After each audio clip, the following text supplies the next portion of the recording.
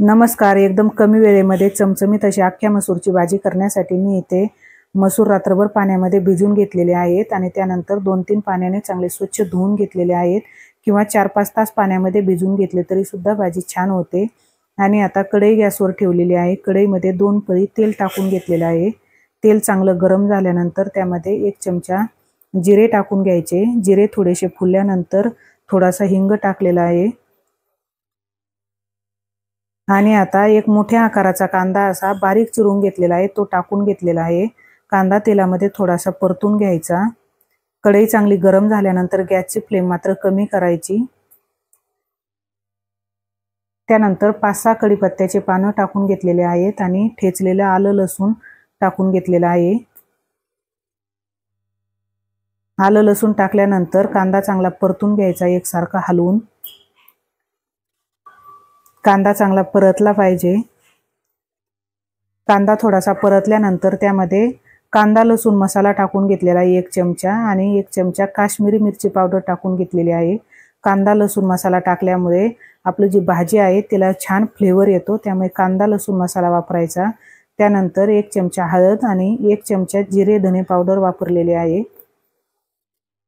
मसाले टाकल्यानंतर मसाले सुद्धा कांद्याबरोबर चांगले परतून घ्यायचे।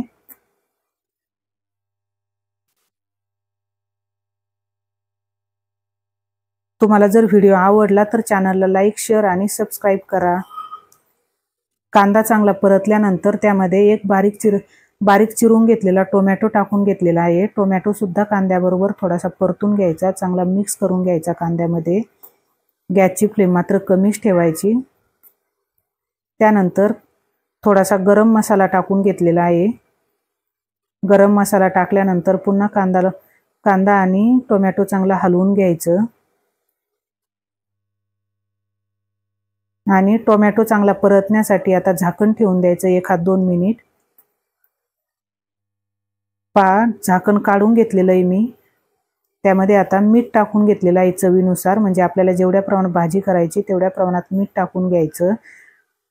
झाकण ठेवल्यामुळे आपला जो कांदा आणि टोमॅटो आहे ते छान परतले जातात आणि त्यानंतर टोमॅटो आणि कांदा असा थोडं उलटण्याने त्याला थोडंसं स्मॅश करून घ्यायचं, म्हणजे अगदी छान मिक्स होतो टोमॅटो सुद्धा कांद्याबरोबर।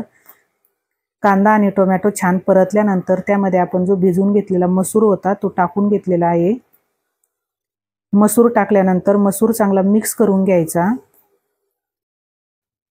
मसाल्यामध्ये मसूर चांगला मिक्स केल्यानंतर आपल्याला जेवढ्या प्रमाणात भाजी करायची, म्हणजे जेवढ्या प्रमाणात रस्सा करायचा तेवढ्या प्रमाणात कोमट किंवा गरम पाणी टाकून घ्यायचं। मी इथे जास्त रस्सा करणार नाही, त्यामुळे 1 ग्लास कोमट पाणी टाकून घेतलेलं आहे। थोडीशी कोथिंबीर टाकून घेतलेली आहे। भाजी चांगली मिक्स करून घ्यायची आणि भाजीला चांगली उकळी आल्यानंतर झाकण ठेवून द्यायचं आणि एक कमी गॅसच्या फ्लेमवरती 8 ते 10 मिनिट भाजी चांगली शिजवून घ्यायची। तर पहा, झाकण काढून घेतलेलं आहे मी। आपली भाजी एकदम चमचमीत अशी दिसत आहे आणि आता आणखी थोडीशी कोथिंबीर टाकून घेतलेली आहे। कोथिंबीर टाकल्यानंतर भाजी आता मिक्स करून घ्यायची चांगली। गॅस मी आता बंद केलेला आहे। पहा, एकदम चमचमीत अशी भाजी दिसत आहे आणि जो मसूर आहे त्यामध्ये असलेला तो मसूर सुद्धा अगदी छान मऊ शिजलेला आहे। तर नक्की या पद्धतीने तुम्ही भाजी करून पहा। धन्यवाद।